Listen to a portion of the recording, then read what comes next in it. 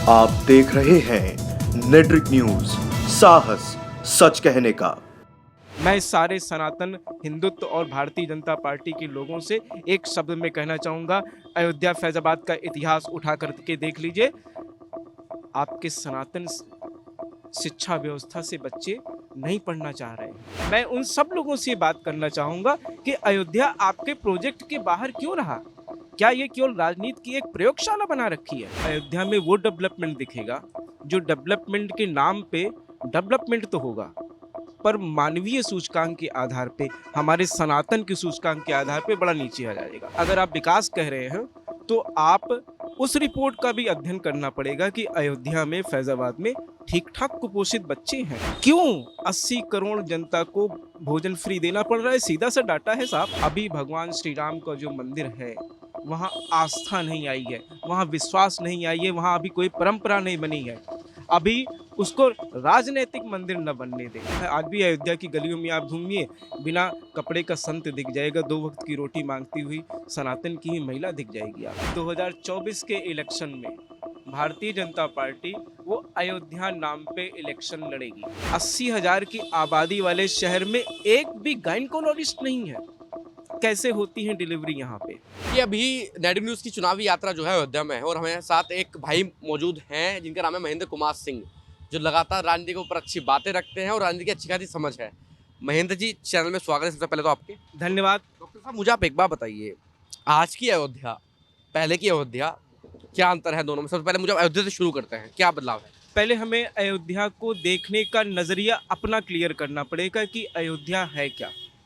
अयोध्या एक फलती फूलती संस्कृत है, एक सभ्यता है, एक संस्कार है, एक तप है, एक जप है। यहाँ विभिन्न रंग हैं। मोनोटोनस उसको बना के देखेंगे तो अयोध्या में वो डेवलपमेंट दिखेगा जो डेवलपमेंट के नाम पे डेवलपमेंट तो होगा, पर मानवीय सूचकांक के आधार पे, हमारे सनातन के सूचकांक के आधार पे बड़ा नीचे आ जाएगा। आप अयोध्या आए हैं, यहाँ देख रहे हैं निर्माण कार्य बड़ा अच्छा चल रहा है। इसको अगर आप विकास कह रहे हैं तो आप उस रिपोर्ट का भी अध्ययन करना पड़ेगा कि अयोध्या में, फैजाबाद में ठीक ठाक कुपोषित बच्चे हैं। इसकी रिपोर्ट कोलकाता में छप रही है। अयोध्या में अगर डेवलपमेंट केवल बिल्डिंगों का है, सड़कों का है, तो साहब इस डेवलपमेंट को तो मैं डिनाई करना चाहूँगा। अगर राजनीति केवल एक भगवान श्री राम के प्रति है तो ये तो डिनाई करना पड़ेगा, क्योंकि भारत विभिन्न संस्कृतियों का देश है। हम यहाँ वैष्णव संप्रदाय से रहते हैं, अभी साउथ में जाएंगे तो वहाँ शैव संप्रदाय है, कल को साहब इसमें भी आप झगड़ा कर दोगे। राजनीति करनी है तो समभाव से करनी पड़ेगी। सबका साथ सबका विकास ये केवल एक नारा जैसा दिख रहा है। अच्छा, सबका साथ सबका विकास केवल एक नारा है, जमीनी स्तर पे क्या है इनका? जमीनी स्तर पे आप रिपोर्ट देखिए कि भारत में एक तरफ अरबपतियों की संख्या बढ़ रही है, दूसरी तरफ क्यों 80 करोड़ जनता को भोजन फ्री देना पड़ रहा है? सीधा सा डाटा है साहब, हमारा कोई डाटा नहीं है। ये सबका साथ सबका विकास अगर हो रहा है तो क्यों दलित और ओबीसी और अनुसूचित जनजातियों के प्रति नेगेटिव रिपोर्ट गवर्नमेंट जनरेट कर रही है? सबका साथ सबका विकास तो हमें नहीं दिख रहा है, कुछ का साथ सबका नुकसान दिख रहा है। कुछ का विकास जो है वो कुछ लोग कौन है, चुनिंदा लोग?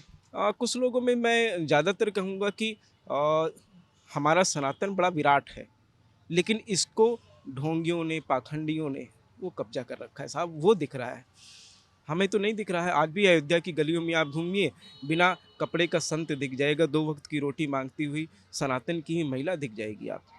लेकिन इसका दूसरा स्वरूप यही है कि लगातार 5-5, 6-6 कारों के काफले में चलते हुए बड़े बड़े संत भी दिख रहे हैं आपको। संतों का तो पूरा, मैं सारे संत को नहीं इंक्लूड कर रहा हूँ, लेकिन संतों का आप देख लीजिए कि हमारे ब्रेन के साथ कैसा खेला जा रहा है।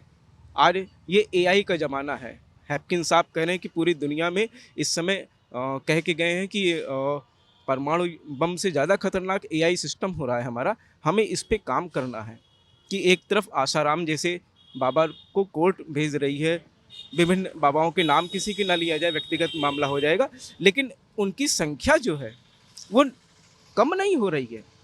जो आध्यात्मिक बाबा है, जो धार्मिक बाबा है, जो संस्कारी बाबा है, जो देश की विभिन्न व्यवस्थाओं के बारे में बात करते हैं, वो तो गायब होते चले जा रहे हैं या उनको हाशिए पे पटक दिया जा रहा है।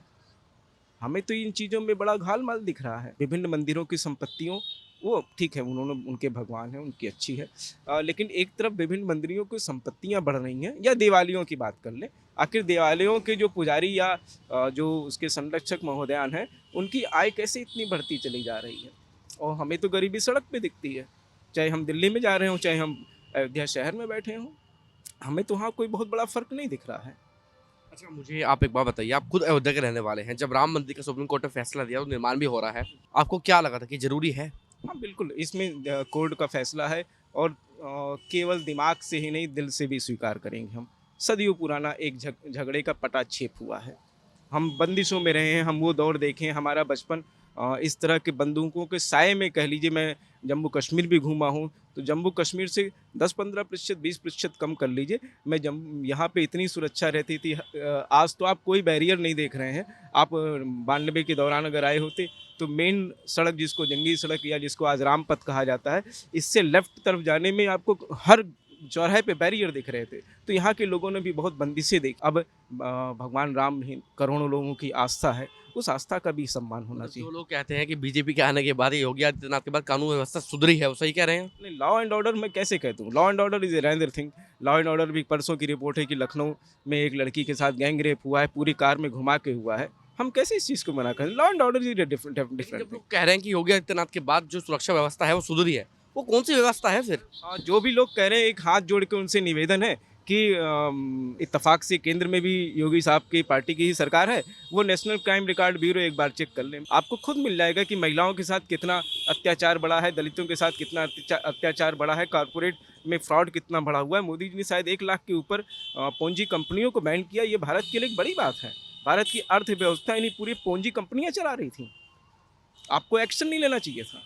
ये लोग तो कह रहे हैं कि जो भारत की अर्थव्यवस्था है वो आने वाले कुछ सालों में देश की दूसरी अर्थव्यवस्था बन जाएगी, पहली अर्थव्यवस्था बन जाएगी। हाँ, बिल्कुल। वो जहाँ से, जिस एंगल से बोल रहे हैं, चंद पूंजीपतियों के हाथ में देश जाता चला जा रहा है। और जहाँ शायद अडानी साहब हमारे वो शायद 400-500 नंबर पे थे, आजकल दूसरे तीसरे नंबर पे चल रहे हैं साहब। तो एक व्यक्ति के पास, किसका है ये? नहीं, एक व्यक्ति के पास पैसा है तो ये मोनोपोली है। ये लोकतंत्र का देश है। यहाँ विभिन्न कल्चर्स हैं, विभिन्न आयाम हैं। हमें इस चीज़ का तो हम कतई पक्ष में नहीं हो सकते ना, कि साहब पूंजी, लोकतंत्र का ये लॉ ही है कि पूंजी बिखरी हुई होनी चाहिए। 10 पैसा आपके पास हो, 10 पैसा मेरे पास हो, 10 पैसा उनके पास हो। यहाँ तो 1 रुपया पूरा मेरे पास है, बाकी किसी के पास है ही। डॉक्टर साहब, मुझे आप एक बात बताइए, देखिए बीजेपी जो है हमेशा हिंदुत्व की राजनीति करती है। मैं कुछ लोगों से बातचीत भी कर रहा था, हम हिंदुत्व की बात कर रहे थे, मैं उससे पूछ रहा था कि हिंदुत्व के अलावा, राम मंदिर के अलावा बीजेपी ने क्या दे दिया? क्या हिंदुओं को सिलेंडर सस्ते मिल रहे हैं? क्या महंगाई कम हो रही है हिंदुओं के लिए? क्या शिक्षा पर काम हो रहा है? या हिंदुओं के लड़कों को नौकरियां पकड़ दी जा रही है? तो हिंदुत्व क्या है बीजेपी के अनुसार? हिंदुत्व क्या है और आम जनता के अनुसार हिंदुत्व क्या है? मैं बीजेपी और संघ या हिंदू पंथ से जुड़े सभी लोगों से एक बड़ा निवेदन करना चाहता हूँ, बहुत मार्मिक निवेदन करना चाहता हूँ। मैं अयोध्या में हूँ, भगवान श्री राम का मंदिर बन रहा है, सुप्रीम कोर्ट का ऑर्डर है, और करोड़ों लोग इसके पक्ष में खड़े हैं, इंतज़ार कर रहे थे साहब कि मेरी आखिरी सांस के पहले ये मंदिर बन जाए। इतनी आस्था है। अब इसको मैं हूँ अयोध्या के वासी, अथवा भाजपा या धर्म की राजनीति या धर्म की बात करने वाले लोगों में है, मैं आपसे खुल के बोल रहा हूँ, अभी भगवान श्री राम का जो मंदिर है, वहाँ आस्था नहीं आई है, वहाँ विश्वास नहीं आई है, वहाँ अभी कोई परंपरा नहीं बनी है। अभी उसको राजनीतिक मंदिर न बनने दें। करोड़ों की आस्था का सवाल है ये, सिर्फ चंद सीटों का सवाल नहीं है ये।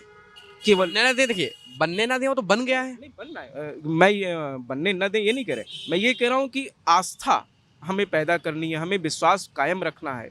एक परंपरा हमें जो सदियों से आ रही है, उसको निभाना। आप इस बात का आकलन करिए कि भगवान राम का मंदिर नहीं था, छोटा सा ही था, वहाँ लोग उस भगवान राम के नाम पे करोड़ों लोग साल भर में अयोध्या आते थे। आज हमें जब नया मंदिर बन रहा है तो राजनीतिक मंदिर न दिखे।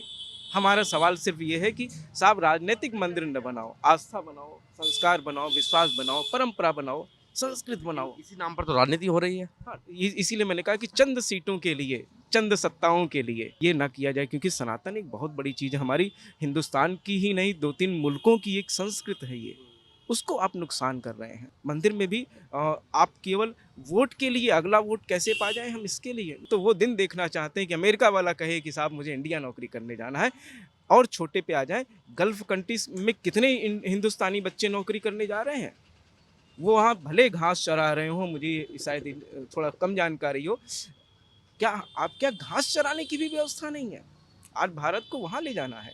देखिए डॉक्टर साहब, मुझे आप एक बात बताइए, धर्म की तो हमने बात कर, लेकिन हम कुछ ऐसे मुद्दे हैं जिनसे जो राजनीतिक पार्टियां करती नहीं हैं। जब चुनाव आते हैं, चुनाव से पहले वादे हो जाते हैं कि प्रदेश में इतने मेडिकल कॉलेज होंगे, देश में इतना रोजगार होगा, देश में इतनी व्यवस्था होगी।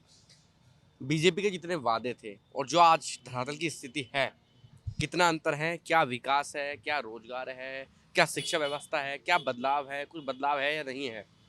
मैं भविष्यवक्ता नहीं हूँ, लेकिन मैं ये बात क्लियर बता दूं कि 2024 के इलेक्शन में भारतीय जनता पार्टी वो अयोध्या नाम पे इलेक्शन लड़ेगी। 80,000 की आबादी वाले शहर में एक भी गायनकोलॉजिस्ट नहीं है।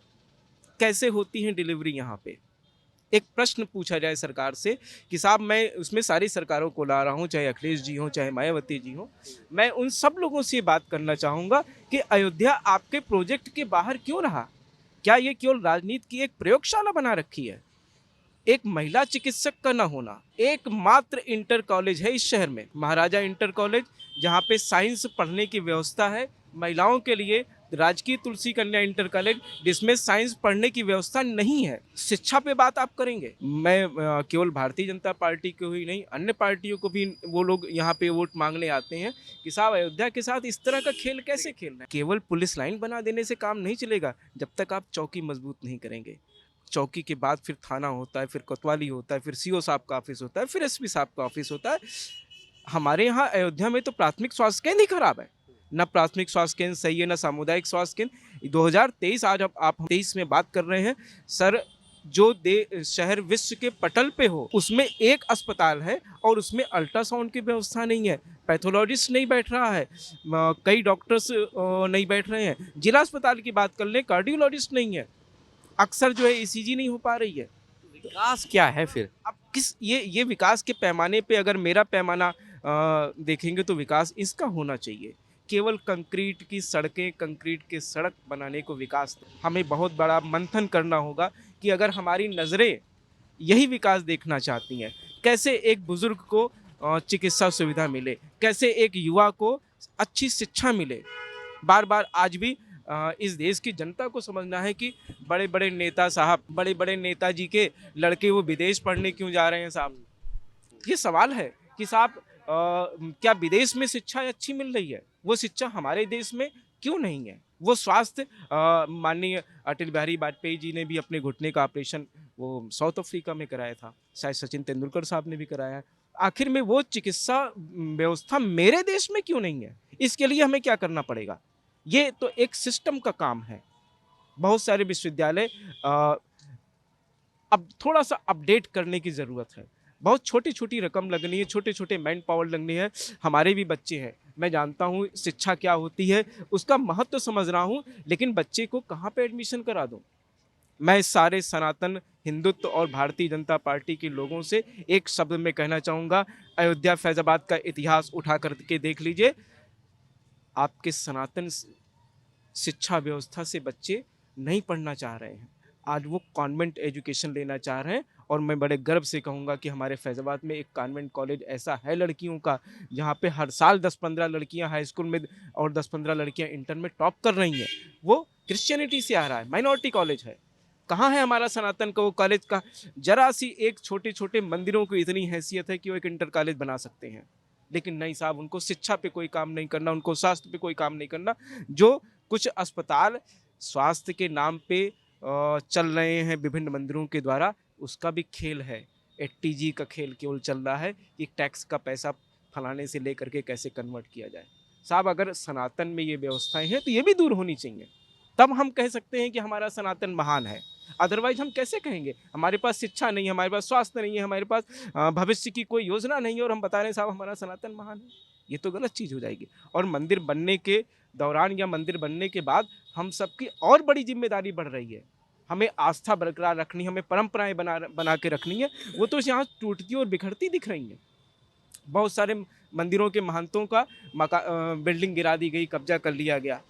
वो बेचारे संत कहाँ जाएंगे? क्या संतों के रहने की कोई व्यवस्था है? गायों की व्यवस्था योगी जी ने बनाई है। आप खुद आकलन करें, लोग आएँ देखें कि गायों की क्या व्यवस्था है यहाँ पे। गौशालाएँ बनाई गई थी, सब बदहाली का शिकार है। विभिन्न अखबारों में छपा कि साहब गाय मर जा रही हैं साहब। तो ये केवल राजनीतिक स्टंट, और राजनीतिक स्टंट भी हो तो भी इस पे कोई दिक्कत नहीं। ये हमारी देश की पहचान के साथ छेड़छाड़ हो रही है। हमें इसके खिलाफ तो रहेंगे कि अगर आप अच्छा कर रहे हो तो स्वागत है आपका, लेकिन अगर हमारे इस देश की व्यवस्था के साथ आप खिलवाड़ कर रहे हैं तो वो तो अभी तो पूरी गाइडलाइन हमें रामपथ की नहीं मालूम। रामपथ 13 किलोमीटर का मार्ग है जो राम की पैड़ी से शुरू होकर के फैजाबाद के एंट्री शहादतगंज तक जाता है।